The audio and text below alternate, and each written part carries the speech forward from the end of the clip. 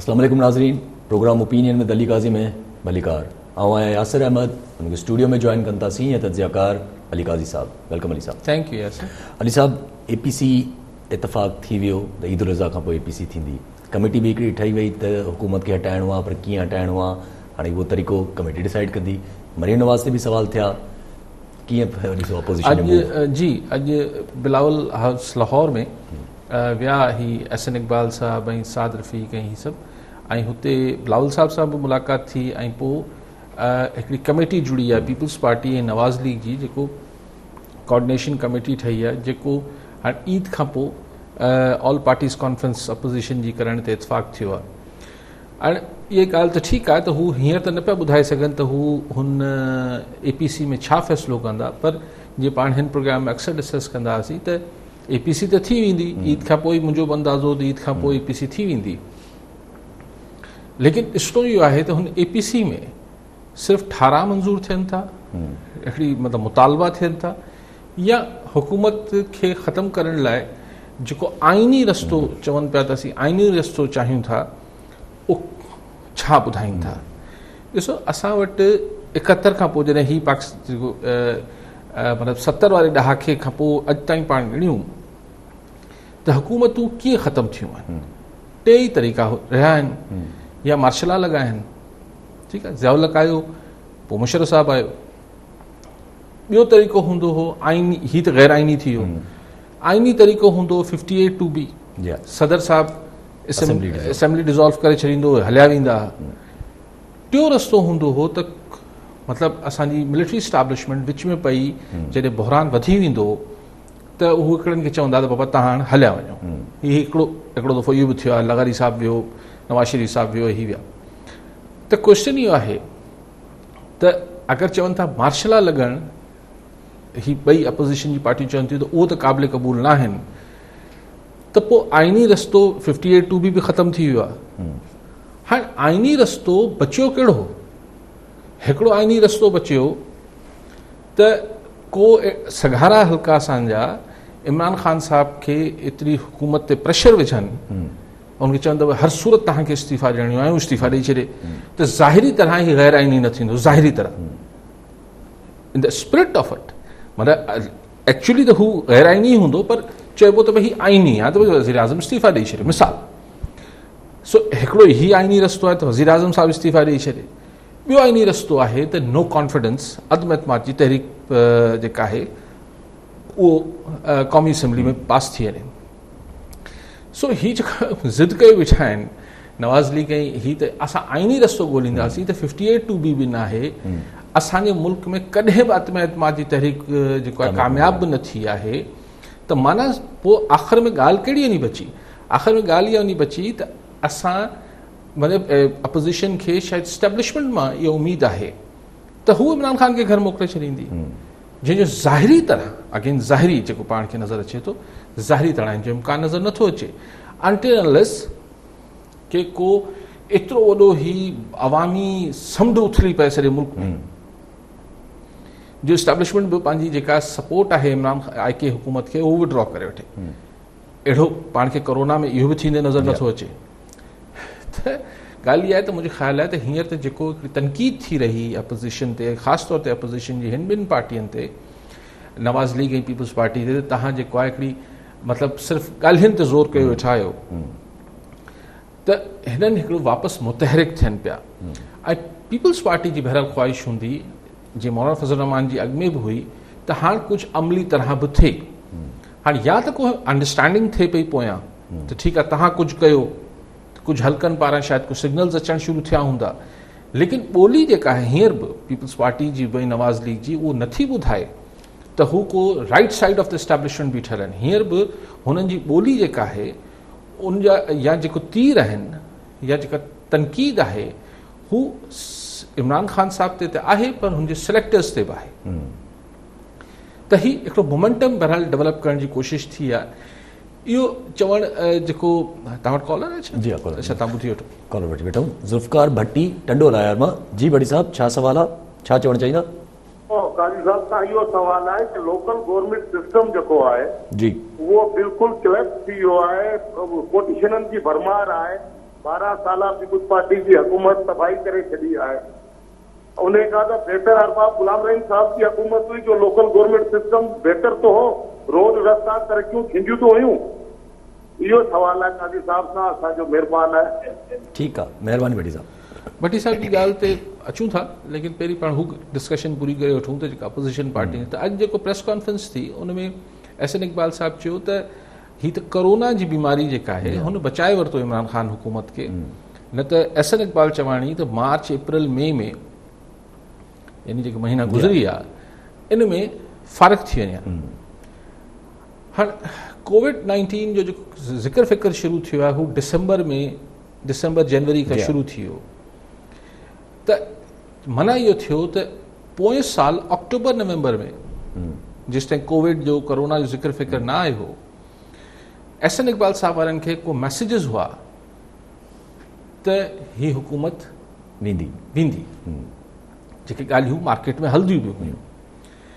कीअं वेंदी इहो वरी बि एहसन इकबाल, हाणे इहो ॾिसो न, इहो ठीकु आहे प्रेस कॉन्फ्रेंस में ऐं हिकिड़ी अख़बारी मीडिया जे बयान में ॾियण त सही हुकूमत अपने बोझ तले गिर जाएगी, बोझ तले से केतिरो ई नाकाम हुकुमरान थी वञे, ऐं न चयो इमरान ख़ान आहे, लेकिन केरु थी बि वञे, असांजी टी दुनिया जे मुल्कनि में इहो रवाज ई न आहे त माण्हू चए यार हाणे मुंहिंजे वस खां ज़ोर आहे या मुंहिंजी कारकर्दगी ठीकु न आहे तंहिंजे करे आउं इस्तीफ़ा थो ॾियां, इहो थींदो ई न आहे।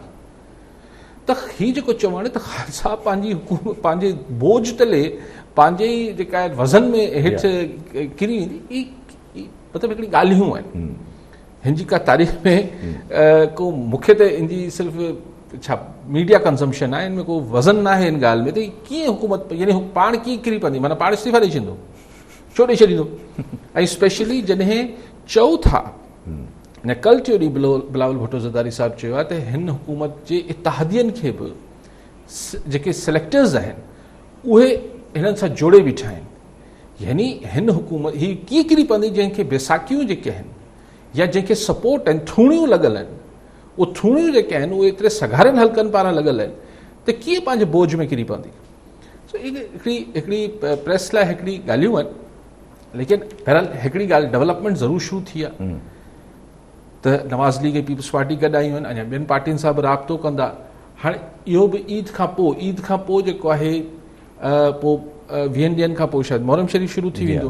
हाणे मूंखे ख़बर न आहे त ईद खां हफ़्ते खां पोइ, महीने खां पोइ या 6 महीननि खां पोइ, लेकिन बहरहाल हिकिड़ी ॻाल्हि त ॿुधाई वई आहे त न साईं अपोज़िशन जी पार्टियूं APC त कंदियूं, सो APC ॾिसूं थिए, लेकिन APC थिए त हुन में थींदो छा उनजो आउं मुंतज़र आहे। ठीकु आहे साहब, कॉलर असां गॾु अकील सुमरो मियां साहब मां।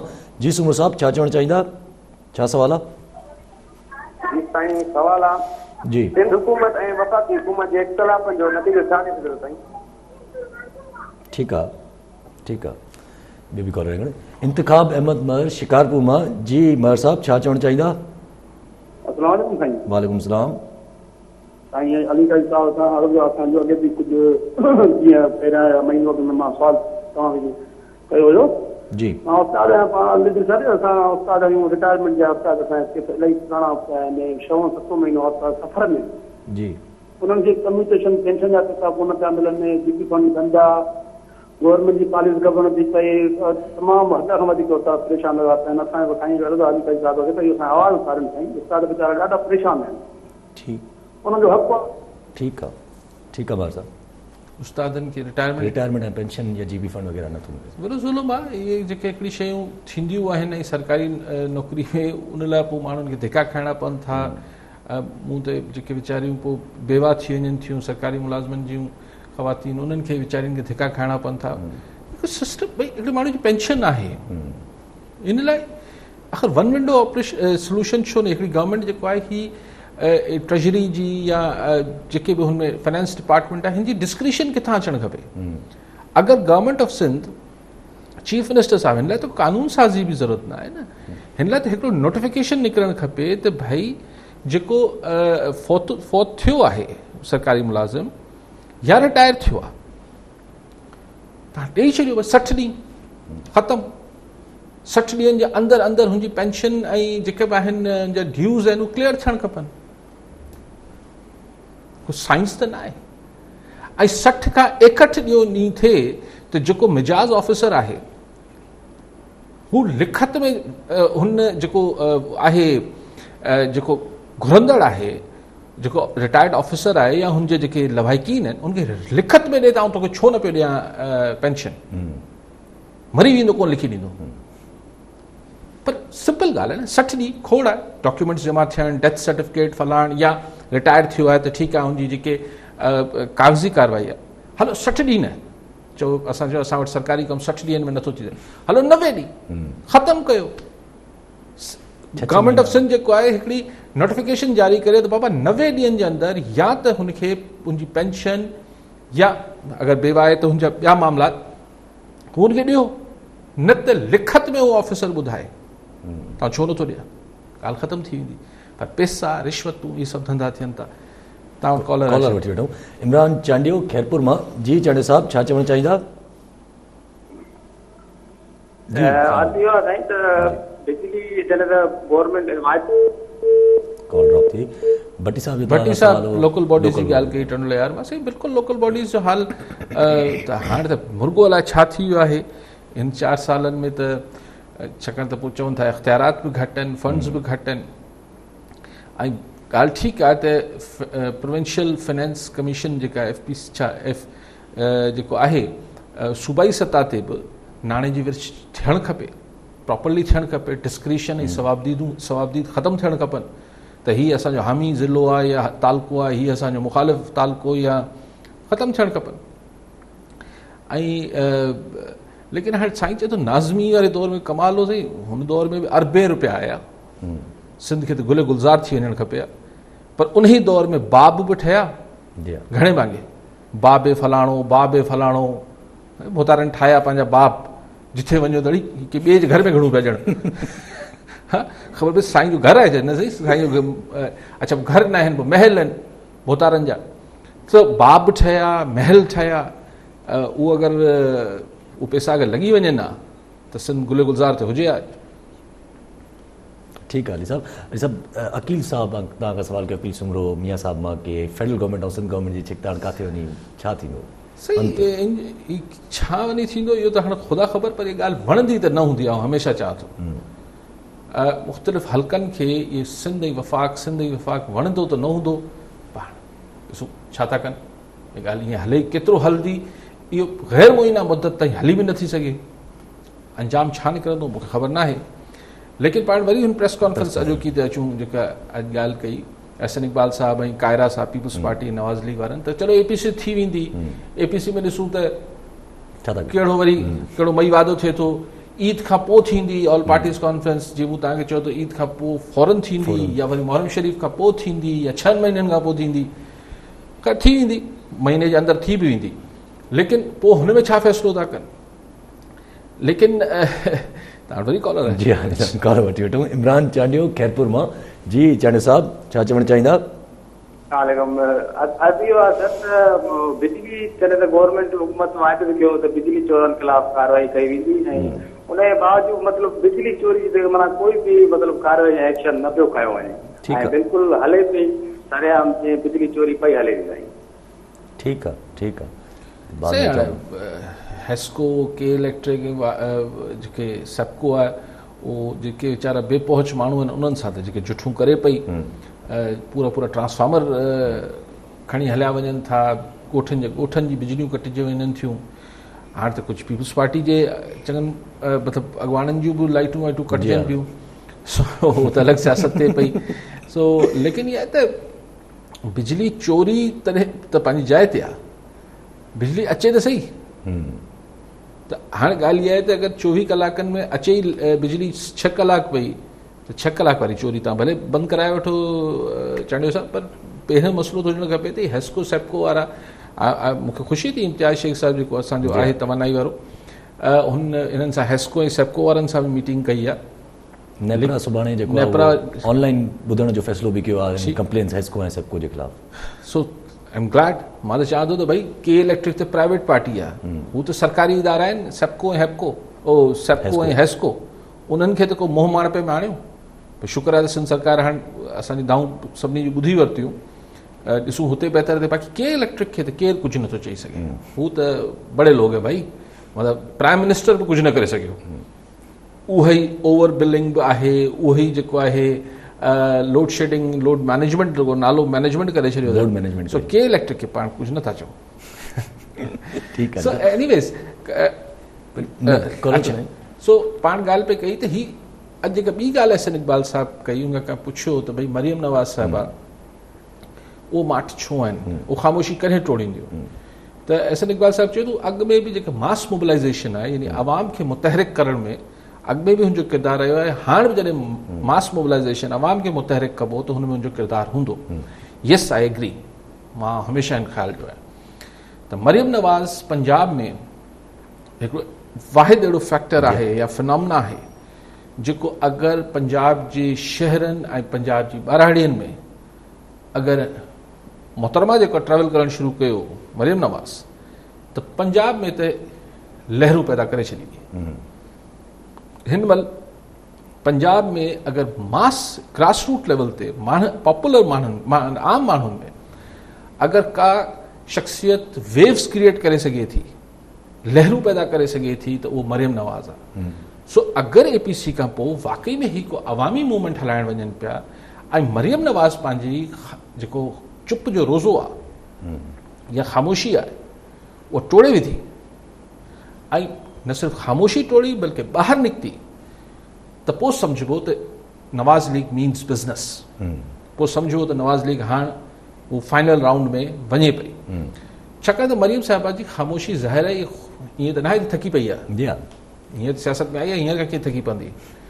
ॻाल्हि इहा आहे त हीउ हिकिड़ो नवाज़ लीग ऐं जेके ॿिया हल्का आहिनि उन्हनि जे विच में हिकिड़ो ट्रूस आहे, हिकिड़ी वक़्ती सीज़ फायर आहे, जंहिंजे तहत मरियम साहिब खे मरियम नवाज़ खे ख़ामोश रहणो आहे, जेको मूंखे सम्झ में अचे थो। जेका पोइ नवाज़ शरीफ़ बि ॿाहिरि हलियो वियो, पोइ हाणे हल्की फुल्की कार्रवायूं थियनि थियूं, पर हिकिड़ी अनसेट बिना चयल अणचयल हिकिड़ो सीज़ फायर थियल आहे। पर अगरि मरियम नवाज़ रोडनि ते निकिरी आई त माना पोइ अणचयल मुआहिदो टुटी पवंदो। ठीकु आहे साहब, कॉलर में असां गॾु ज़ुबैर अहमद जोखियो शिकारपुर मां। जी जोखियो साहब, छा चवणु चाहींदा, छा सवाल आहे? साईं अस्सलाम वालेकुम। वालेकुम सलाम। धर्माधिकारी जी खां अॼु जो जेको सुप्रीम कोर्ट जो सवाल थियो आहे, जेको तफ़सीली फ़ैसिलो थियो आहे, हिन जो थोरो तवज़ो कंदा महिरबानी थींदी। कहिड़ो फ़ैसिलो? जेको ख्वाजा बिरादरान जे हिसाब में अॼु सुप्रीम कोर्ट तफ़सीली फ़ैसिलो ॾिनो आहे।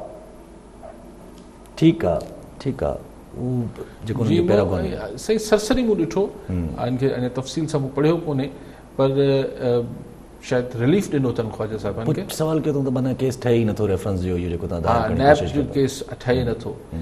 हा, अदालत चयो आहे, हिते तफ़सील सां कमेंट नथो करे सघां, तफ़सील सां पढ़ियो कोन्हे, लेकिन नैब जे अक्सर केसिस जो इहो ई हाल थियणो आहे। पोइ छा सबबु आहे? छा ही हिकिड़ो वाइट कॉलर क्राइम खे झलणु उहो ॾुखियो त हूंदो आहे, लेकिन पोइ एतिरे दावा सां चए थी नैब त असां वटि पकी साबितियूं आहिनि, शाहिदियूं आहिनि, पोइ असीं ॿिया रेफरेंस बि ठाहियूं पिया, पुराणे रेफरेंसिस ते बि फ़ैसिला हाणे अगरि हू नैब अदालतूं अगरि ठही वयूं 120 त पोइ उहे बि तकिड़ा तकिड़ा केस हलंदा। लेकिन अगरि हर फ़ैसिले खां पोइ पछाड़ी में सुप्रीम कोर्ट अहिड़ा रिमार्क्स ॾींदी जेका आला अदलिया आहे, त नैब जी क्रेडिबिलिटी छा आहे, पोइ साख छा रहे थी, उहे बि साख तकरारी त आहे। ऐं ॿियो हिकिड़ो सुवाल थिए थो त पोइ हीअ जेके ख्वाजा साहिब वारा ॿाहिरि ॿई जेके हिन लाइ केतिरा 8 महीना 9 महीना जेल में रहिया, नैब कस्टडी में रहिया, त उनजो केरु पोइ ॾींदो, कंपनसेट कीअं थींदो? पुराणी पाकिस्तानी फिल्म हुई मोहम्मद अली मरूम जी, चवंदो त मेरे जज साहब मेरी ज़िंदगी के 7 साल अलाए 14 साल वापसि कर दो, उनखे ग़लति ॾोह में शायदि जेल मोकिले छॾींदा। त हीअ जेके 8-10 महीना या 12 महीना मीर शकील रहमान जियो वारो अंदरि पियो आहे, मतिलबु 5-6 महीना थी विया आहिनि। सवाल इहो आहे त अगरि आख़िर में केसिस बि कुझु नथो हुजे त ठीकु आहे, भरी त थी वञनि था मां, लेकिन हू जेको भोगीनि था उनजी छा कंपनसेशन आहे? ठीकु आहे अली साहब, तव्हांजी जेका असां पहिरियों डिस्कशन प्रेस कॉन्फ्रेंस जे ऊपर कयूं पिया त प्रेस कॉन्फ्रेंस में अली साहब इहो ज़ाहिर थिए थो PMLN मां त शरीफ़ ख़ानदान मां बेसिकली कोई बि इनपुट पंहिंजो नथो ॾिए हिन APC या इन हिसाब सां हुकूमत जे ख़िलाफ़ त किराइणी आहे या कुझु अहिड़ो करिणो आहे। उहो त ॾिए थो न, कल्ह जेको शहबाज शरीफ़ साहिब ऐं बिलावल भुट्टो ज़रदारी साहिब जी फ़ोन ते ॻाल्हि ॿोल खां पोइ ई इहा जेका अॼु कमेटी जी। ठही आहे पीपल्स जी। पार्टी ऐं नवाज़ लीग जे अॻुवाणनि जे दरमियान, त एतिरो त हू कनि पिया, पर शायदि हुननि जी टाइम लाइन डिफरेंट आहे ऐं शायदि हिक ॿिए ते भरोसो घटि आहे। जीअं मौलाना फज़ल रहमान खे हिन भेरे हिन ॿिन्ही ते नवाज़ लीग ऐं पीपल्स पार्टी वारनि ते आख़िरी ॾींहं ताईं भरोसो न हूंदो, जी त मथां वरी मूंखे अगरि हिन दफ़े मौलाना खे चवनि त तव्हां हलो असीं अचूं पिया, त सवाल ई न आहे त मौलाना वञे। हिकिड़ो दफ़ो धकजी वियो आहे न मौलाना फज़ल रहमान, त हिन भेरे हू चए थो पहिरीं तव्हां हलो पोइ आउं अचां पियो। माण्हू गॾु करे वठणु इस्लामाबाद लाइ इहो मौलाना फज़ल रहमान लाइ कोई इशू न आहे। जॾहिं पहिरें बि मौलाना साहिबु धरणे ते वियो पिए त मां इहा ई ॻाल्हि कंदोसि, माण्हू गॾु करणु, मैन पावर मौलाना फज़ल रहमान लाइ मुंहिंजा मदरसा ऐं ॿिया आहिनि सॼे मुल्क में, माण्हू एतिरा गॾु करे वेंदो जेतिरा माण्हू घुरबल हूंदा आहिनि इस्लामाबाद जे धरणे लाइ। लेकिन अगरि सिर्फ़ु कंटेनर ते मौलाना साहिबु बीठो हूंदो ऐं हिकिड़ो अचकज़ई साहिबु बीठो हूंदो ऐं हिकिड़ो अवेस नूरानी साहिबु बीठो हूंदो त पोइ कमु नथो हले। जी हुते फेसिस खपनि। जी अगरि हुन कंटेनर में ॿिया ॿियूं फोर्सिस बि मुस्तक़िल रहनि थियूं, हुनमें मरियम नवाज़ हुजे थी स्पेशली, ऐं बिलावल भुट्टो ज़रदारी हुजे थो, पोइ मौलाना फज़ल रहमान बि हुजे थो, पोइ हाणे त अख्तर मेंगल बि अची वियो आहे, त पोइ ही हिकिड़ो जेको फेस आहे अपोज़िशन जी मूवमेंट जो, उनमें ताक़त अचे थी। छाकाणि त इहो माण्हू केतिरा आहिनि इहो त ज़रूरु ॾिसबो, पर अॻुवाणी फेस छा आहिनि, उहो कलर छा आहे हुन मूवमेंट जो, उहो बि त इम्पॉर्टेंट आहे।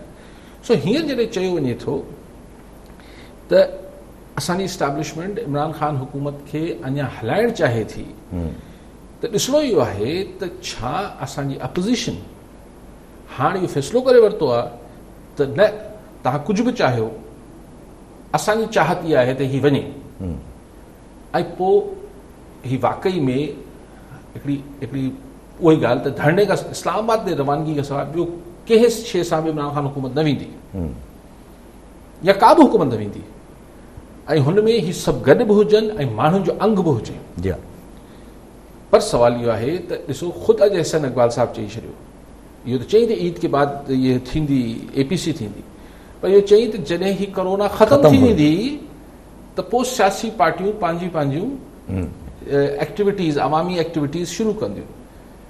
चलो अब दिन गिने कि कोरोना कब ख़त्म होगा। सो ये थोड़ो मई वादो आहे, थोरो डिघे मुदे जी ॻाल्हि आहे, कोई तकड़ में का शइ शायदि न थिए। जेको मौलाना फज़ल रहमान ऐं बिलावल भुट्टो ज़रदारी साहिब जी ॻाल्हि न वणंदी हुई, हू चाहींदा त जल्दी थिए, पर मुंहिंजो ख़्यालु आहे त हिन में टाइम लॻी वेंदो। ठीकु आहे सभु ही फयाज़ुल हसन चौहान जो बि चवणो त इन ॿिन्ही जे पंहिंजे फ़ोन कॉल जे तबसरे ते ॿिन्ही जे शहबाज शरीफ साहब ऐं बिलावल भुट्टो साहब जे, त दोनों एक दूसरे के साथ जी चालाकी और मौका परस्ती कोशिश कर रहे हैं, दोनों का एक दूसरे मतलब शहबाज शरीफ का बिलावल साहब पे थोड़ा एतमाद कम है। पर फयाज़ुल हसन चौहान को गैर जानबदार तज्जिया नगार को वो PTI जो पंजाब हुकूमत जो तर्जुमान है, और वो एक तज्जिया भी करे तो उसका एतमाद उस पर कम है, उसका वो बाण में जानी, लेकिन मुझे ख्याल है सभी जो एतमाद एक ॿिए ते घटा, छाकाणि त हर को जंहिं बि धुर खे अलॻि सां को पैकेज में डील मिली वई त हू पासीरो थियण में देरि न कंदो, इहो तय आहे। ऐं ईअं न आहे त जेके पैकेज ॾेई सघनि था उन्हनि सां हर हिन धुर सभिनी धुरियुनि जी अलॻि अलॻि राब्ता न आहिनि, ईअं न आहे। छाकाणि त हींअर को एज सच को जनरल साहिब हुकूमत न पियो करे, मतिलबु आर्मी या असांजी इस्टेब्लिशमेंट डायरेक्ट हुकूमत में न आहे, तंहिंजे करे हुननि जा पीपल्स पार्टी सां बि राब्ता आहिनि, मुलाक़ातूं आहिनि, नवाज़ लीग सां बि मथे लेवल ते मामलात आहिनि। नवाज़ शरीफ़ ईअं त ॿाहिरि कोन हलियो वियो, प्लेटलेट्स किरी पिया ही थियो, बसि एतिरी ॻाल्हि हुई। छा ॻाल्हि हिकिड़ी अंडरस्टैंडिंग सां थिए थो न शयूं, त सभिनी सां राब्ता आहे। सो अगरि ही शइ ईअं थोरी डपु हिननि खे हिकु ॿिए मां इहो आहे त ईअं न त ही असीं थोरो ॻाल्हि जॾहिं गरम थी वञे त के हिकिड़े ते थोरो को पैकेज कंहिंखे मिली वञे, ईज़ी लोड अची वञे, हू ईअं न आख़िरी वक़्त में हथु कढी वञे। ऐं इहा ॻाल्हि ॾिसो, आउं इहा अॼु खां न पियो चवां, हीअ पहिरें ॾींहं खां कंसिडर्ड ओपिनियन आहे। अवामी अगरि तहरीक का ठाहिणी आहे, मासिस जी प्रेशर को क्रिएट करिणो आहे, उन लाइ पंजाब में जेसिताईं प्रेशर क्रिएट न थींदो तेसिताईं उनजो उहो असरु न पवंदो। ऐं पंजाब में अवामी हलचल मचाइण लाइ नवाज़ लीग ऐं हुन ते ख़ासि तौर ते मरियम नवाज़ जो मुतहरिक थियणु ज़रूरी हो। ठीकु आहे अली साहब हिकिड़ो नंढड़ो सुवालु अचे थो ज़हन में त अगरि जे सगारनि हलकनि जो कंहिंखे पैकेज ॾियण जो हूंदो त टॉप ऑफ द लिस्ट केरु हूंदो? न हाणे त ओॾी महिल ॾिसंदा त हुननि खे घटि में केरु वारे में अचे थो, उहो त हाणे उहो त तोड़ जोड़ आहे, उहो बैकग्राउंड में कीअं हले थो, छा हलनि था मामलात, कीअं आख़िर में अच्छा ज़ाहिरी तरह त को बि डील न कंदो न। मिसाल कीअं सेनेटर्स कीअं खुटी पिया, आउं त बार बार तव्हांखे मिसाल ॾींदो आहियां त संजराणी साहिब जी सेनेट चेयरमैन अदम एतमाद में अपोज़िशन जा सेनेटर्स कीअं खुटी पिया, पंहिंजे मुंहुं खुटी पिया। ऐं सभिनी चयो त असीं जेको आहे उहो जांच कंदासीं पंहिंजी पार्टियुनि में त कहिड़ा सेनेटर विया, कीअं विया, कंहिं बि ठीकु आहे अली साहब ठीकु। अली साहब फवाद चौधरी थोरी देरि पहिरियों इहो जेको ड्यूअल नेशनल वारो किसो हली पियो आहे, कल्ह बि हलियो, जेको पंहिंजा स्पेशल एडवाइज़र ऐं प्राइम मिनिस्टर जा जेके असिस्टेंट आहिनि उन्हनि जा जेके कुझु निकिता आहिनि टे चारि जेके उहे ड्यूअल नेशनल निकिता आहिनि, पर उन्हनि डिनाए कयो आहे। पर हाणे उन ते वरी जेको आहे उहो फवाद चौधरी साहिबु साम्हूं अची वियो। फवाद चौधरी साहिब जो इहो ई चवणु त भई इहे ड्यूअल नेशनल जेके आहिनि उहे कैबिनेट में कीअं था थी सघनि, उन्हनि खे कीअं आवाम जी परवाह हूंदी। पंहिंजो ही जेके फवाद चौधरी साहिबु आहिनि, इहो हिननि खे रहे थो थोरे अरसे खां पोइ कोई ईअं कॉन्ट्रोवर्शियल ॻाल्हि कनि था, मीडिया में रहणु चाहिनि था। भई तव्हां पाण हुकूमत में वज़ीर आहियो, अगरि तव्हांखे हुकूमती पॉलिसियुनि खे एतिरी नाराज़गी आहे त भला छॾे ॾियो हुकूमत। एॾो एॾो सचो बचो तज़िया निगार थियण जी ज़रूरत न आहे।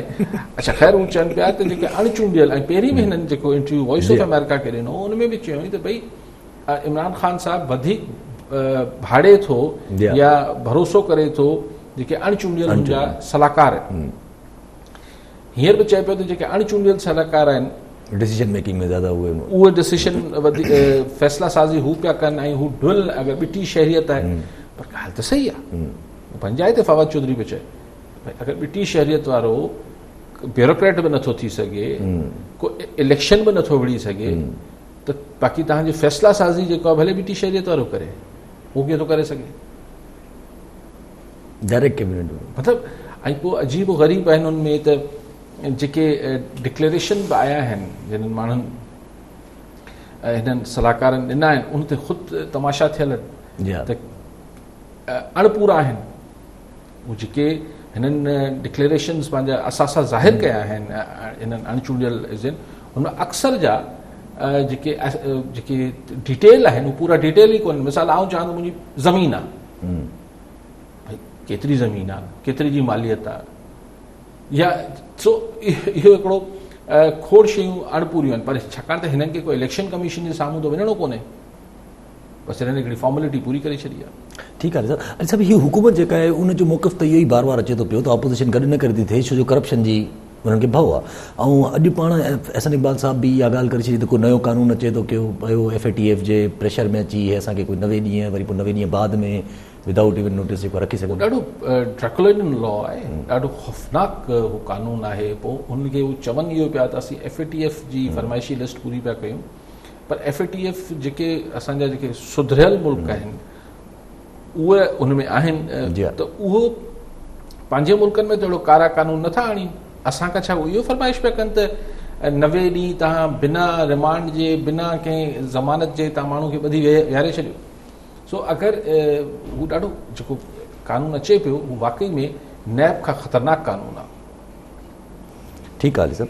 कॉलर हिन सां गॾु जावेद ज़रदारी जी। ज़रदारी साहब छा चवणु चाहींदा, छा सवाल आहे? सर मुंहिंजो सवाल आहे छाकाणि त पंजाब जी मौजूदा जेका सूरत हाल आहे उन में जेको वज़ीर आज़म वसीम अकरम तिलस आहे, हिन जी तब्दीलीअ जा इम्कान आहिनि या साॻियो ई रोज़ राड़ो पियो हलंदो जेको पंजाब सरकार जे ख़िलाफ़ु आहे? उन खां पोइ सिंध में जेको हीउ हले पियो थो लॉकडाउन वग़ैरह सिस्टम, सिंध जे जेको आहे सो नौजवान बेरोज़गार वेठा आहिनि पिया, इन जे लाइ सिंध हुकूमत तरफ़ां का बि जेको आहे हिन बारे में छा चऊं? ठीकु आहे, महिरबानी। साईं पहिरीं ॻाल्हि मूंखे सम्झ न आई त पंजाब जे CM लाइ पुछनि त पंजाब जे CM जे ख़िलाफ़ु जेके ॻाल्हियूं हलियूं पियूं उहे छा? न, उते इमरान ख़ान साहिबु तर्दीद करे छॾी। इमरान ख़ान साहिबु चयो त किथे बि नथो वञे, बुज़दार साहिबु ऐं बहितरीनु कमु करे थो, ॾाढो डायनेमिक आहे। सो इहो त रूहानी असरु। सो ख़ैर सो साईं उहो त इमरान ख़ान साहिब ई तर्दीद करे छॾी आहे, त हुन ते आउं छा चवां। बाक़ी जेको हिन कोरोना जे करे लॉकडाउन जे करे माण्हुनि खे बेरोज़गारी आहे ज़रदारी सां बिल्कुलु वॾो ज़ुल्म आहे। ऐं ॾिसो तव्हांखे यादि हूंदो शुरू में जॾहिं हीउ थियो त पाण प्रोग्राम कंदासीं त आउं तव्हांखां पुछंदो हुउसि त भई नमूनिया में नमूनिया थी वेंदो आहे बुखार ऐं खंघि जे करे उन में केतिरा माण्हू मरी वञनि था। पर आउं इहो बि चवंदुसि ज़ाहिर ही कोविड-19 या कोरोना जेको आहे नमूनिया न आहे। अॼु 4 महीना थी विया जॾहिं खां पाण लॉकडाउन में वेठा आहियूं, 3-4 महीना थी विया मथे अॼु, अच्छा मथे थी विया बराबरि, 4 महीना त पका थी विया। हाणे अॼु फिगर जेको ॿुधायो था त 2000 समथिंग वीचारा माण्हू हयाती विञाई आहे हिन कोविड-19 कोरोना जे करे। सवाल इहो आहे त हिन 4 महीननि में ॿियनि बीमारियुनि में मरंदड़नि जो अंग छा आहे? हार्ट माण्हू दिलि जी आर्ज़े वारा मरण बंदि कोन थी विया हूंदा, ऐं के ॿिए बीमे कैंसर जे करे मरण बंदि न थिया हूंदा, कारी कामण जे करे मरण बंदि न थिया हूंदा, जेके बि नमूनिया आहे ॿियूं बीमारियूं। त क्वेश्चन इहो आहे त उहो जेके 2 सच आऊं हमेशह चवंदो हुउसि त हीउ सच आहे, कोरोना हिकिड़ी भयानक शइ आहे, पर जेको गुरबत ऐं अफ़लास में वरितल सिंध आहे अॻु में हुनखे हिन 4-5 महीननि में मतिलबु यार रोज़ ॿुधूं था माण्हुनि खे नौकरियुनि मां निकाली पई मिले, कारोबार न पिया हलनि, माण्हुनि जी चेल चिॿी थी वई आहे। उन लाइ कुझु न आहे। हुन वफ़ाक़ी सरकारूं 12-12 हज़ार माण्हुनि खे घर पहुचाए ॾिना। उन सां को ॾिसो जॾहिं मतिलबु शहर जो सूबे जो फीथो नथो फिरे, इकनॉमी नथी फिरे, त ईअं तव्हां कंहिंखे ईअं वज़ीफ़ा ऐं बिस्प जे ज़रिए या अहसास जे ज़रिए तव्हां केतिरनि माण्हुनि खे पैसा घर पहुचाए ॾींदो। सो माण्हुनि जी हालत ख़राबु आहे, मतिलबु तमामु तकलीफ़ में आहिनि। बयानु करणु थोरो ॾुखियो आहे त कहिड़ी जेका ॿुधूं था ॾिसूं था अखियुनि सां।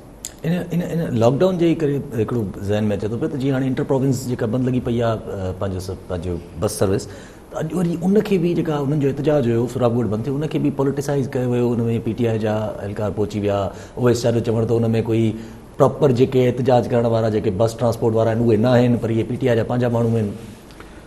बहरहाल हाणे उहे केरु आहिनि न आहिनि, लेकिन इन ॻाल्हि सां इनकार त अवेश शाह साहब कोन कंदो त ज़ाहिर ट्रांसपोर्टर जेके आहिनि हाणे हुन एतिजाज कयो आहे या न कयो आहे, पर ट्रांसपोर्टर्स जेके आहिनि उहे ज़ाहिर ख़ुशि त न हूंदा, सुखिया त कोन वेठा हूंदा। जेके ड्राइवर, क्लीनर ऐं जेके कंडक्टर्स उहे जेके हूंदा आहिनि उहे तमामु अज़ाब में हूंदा। पोइ हाणे एतिजाज में हुआ न हुआ उहा ॿी ॻाल्हि आहे। हीअ रेस्टोरेंट्स बंदि थियल आहिनि, जी हा, सभु जेके एक्टिविटीज़ बंदि थियल आहिनि, माण्हुनि जी हालत ख़राबु आहे न। पोइ हाणे एतिजाज केरु करे पियो या न पियो करे, इहो त रेलेवेंट एतिरी शइ न आहे न। हीअ असल त ॻाल्हि इहा आहे। हाणे पेट्रोल पंप्स तव्हां 7 बजे बंदि कंदा हिन दफ़े बरसातनि जे करे सिंध हुकूमत खे शायदि हिकिड़े ॾींहं खां पोइ ख़्यालु आयो त माण्हुनि खे जनरेटर लॻाइणा हूंदा आहिनि। हाणे खुलियल आहिनि 24 कलाक, पोइ राति जो कोरोना हाणे न पकड़बी छा? यार ॾिसो मतिलबु ऐं कहिड़ी कल मां हैदराबाद मां कराची आयुसि पे, राति जे कल आचर जो ॾींहुं राति जे 11 बजे जेको आहे रोड जेके आहिनि सफ़ा ईअं गाॾियूं जाम थी हलनि पियूं। मुंहिंजो वाह जो लॉकडाउन हले पियो त यार पोइ छॾियो शयुनि खे न।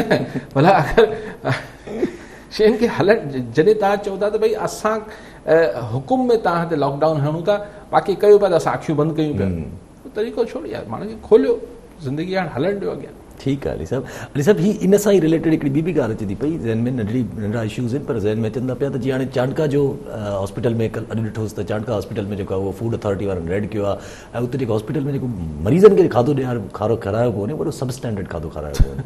हाणे इहे ॻाल्हियूं सही ॻाल्हि इहा आहे त अगरि मरीज़नि खे प्रॉपर मानी खाराए वञे त पोइ हू जेको बजट आहे उहो पाण कीअं खाइजे।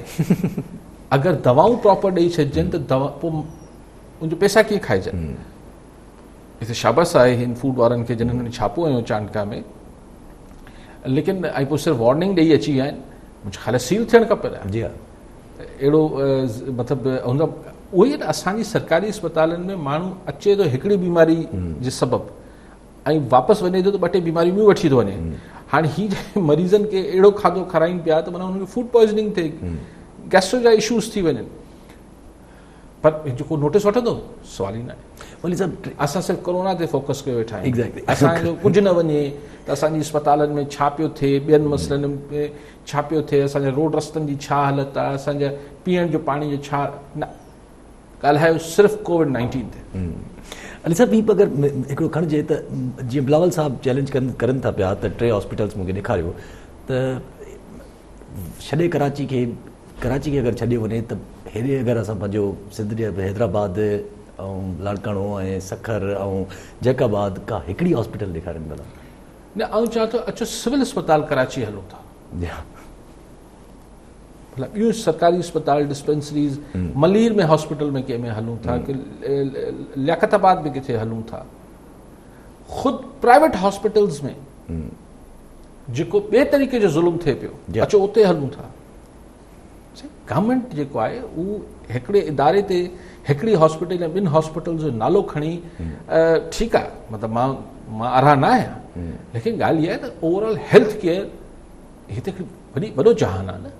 इहो ई चांडका हॉस्पिटल जे मथां त ॿियो बि इल्ज़ाम लॻे थो पियो त हो को जेके आहिनि पंहिंजी अख़बार में रिपोर्ट पढ़ी पए त उन्हनि जे मथां को अचे थो पियो त स्क्रीनिंग करे बग़ैर ब्लड जेको आहे उहो चाढ़े था छॾनि मरीज़नि जे मथां। सही आहे, त चांडका में रिपोर्ट थियो आहे, पर आउं सम्झां थो इहे सरकारी अस्पतालनि में ईअं ई आहे त यार ज़ुल्म आहे। अगरि स्क्रीन किए पर उनखे टेस्टिंग खां बग़ैर अगरि कंहिंजो रत बसि ॾिसी अथई ओ पॉज़िटिव आहे या ए नेगेटिव आहे, ए पॉज़िटिव आहे, चाढ़े पिया छॾी, त हुन पासे त लाड़काणी में त रतो दर किथे एड्स जो एतिरो वॾो अज़ाब पकड़ियल आहे।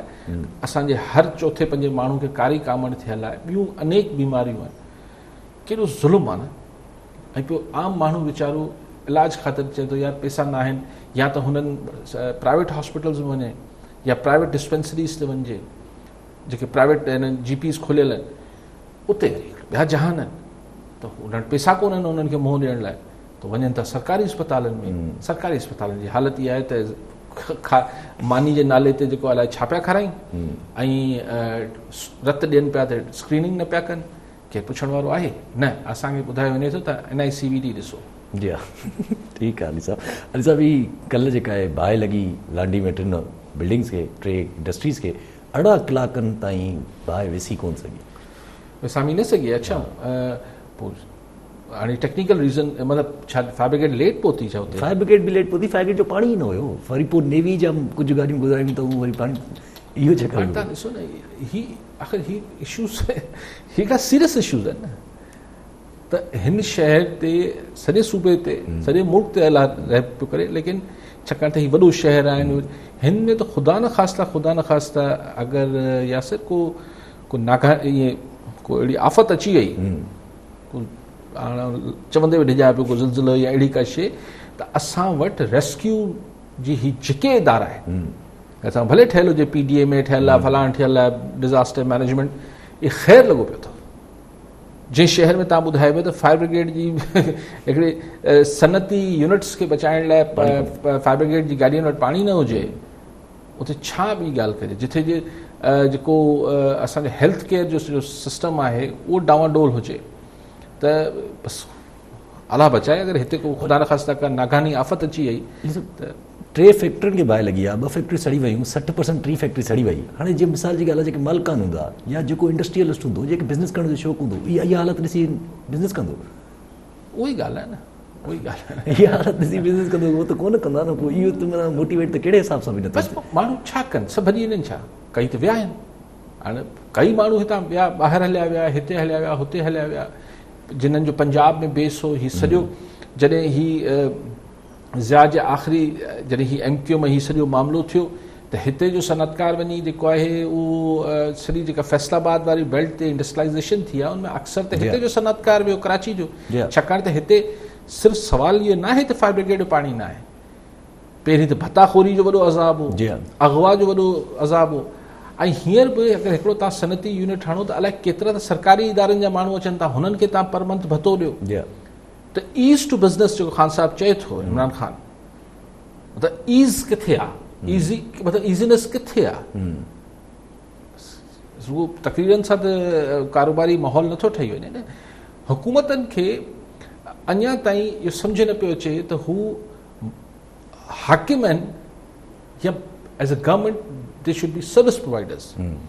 हू सम्झंदा असीं हाकिम आहियूं, बादशाह आहियूं, तंहिंजे करे हिते जो जेको नाणो आहे उहो असांजो ज़ाती आहे, हिते जी पुलिस आहे, हिते जा इदारा आहिनि, उहे असांजा ज़ाती मुलाज़िम आहिनि, भई हीअ असांजी रिआया आहे। पोइ आख़िर में इलेक्शन वारे ॾींहंनि में हथ जोड़ कनि था, पोइ जे थिए थी असां वटि इलेक्शन। पोइ ठीकु आहे अली साहब आख़िरी टॉपिक असां वटि आहे त सेंटर जेको आहे उहो पॉलिटिक्स त हले थी पई पंहिंजी जॻह ते, पर सेंटर जेको आहे उहो इल्ज़ाम हणी छॾियो सिंध गवर्नमेंट जे मथां त उहो जेको आहे इनएक्शन करे थी ऐं पासदारी करे थी बिजली चोरियुनि जी।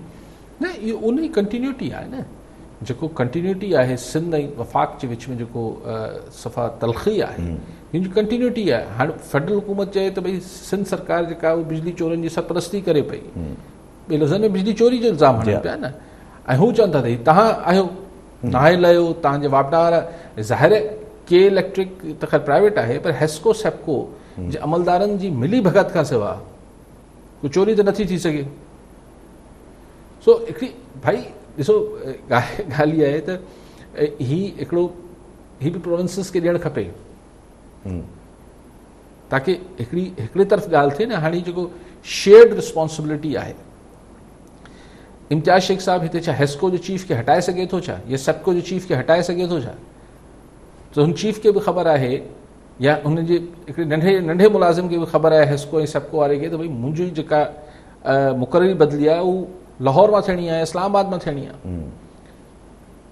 उते वारनि खे सिंध जी PTI सरकार वटि सिंध में सिर्फ़ु कराची जी हद ताईं थोरो घणो आहे, बाक़ी उन्हनि जी का प्रायोरिटी न आहे। बदकिस्मती सां बदकिस्मती आहे त छो, ऐं पीपल्स पार्टी बि छाकाणि त हू हिन पासे नथा वञनि, सोहराब ॻोठ खां हुन पासे लड़ी हू बि नथा ॾिसनि फेडरल हुकूमत वारा, त पीपल्स पार्टी चए थी उन्हनि ॻाल्हियुनि खे छॾियो अचो, कराची खेलते। हाणे त वञणु शुरू कयो अथऊं, थोरो बहुत ॻाल्हाइनि था, वञनि था, लेकिन इहो को ॾिसो, इहो को हेॾा सारा माण्हू आहिनि, करोड़े माण्हू आहिनि, उहो को पार्ट टाइम सियासत जा त या पार्ट टाइम तव्हां अच्छा फुर्सत में आपको देखेंगे, त यार सिंधी माण्हुनि आख़िर इंसान आहिनि न, त हुननि खे बि चए थो यार न असांखे को फुल टाइम ॾे।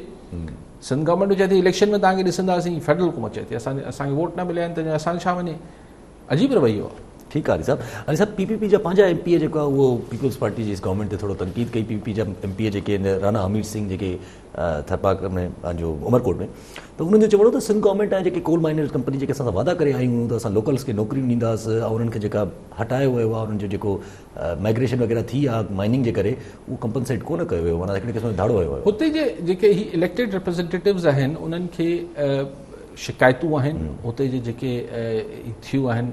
पोइ हुते हिकिड़ो त ही एंग्रो वारा आहिनि प्राइवेट, पर हाणे ही चाइनीज़ कंपनीज़ बि आहिनि।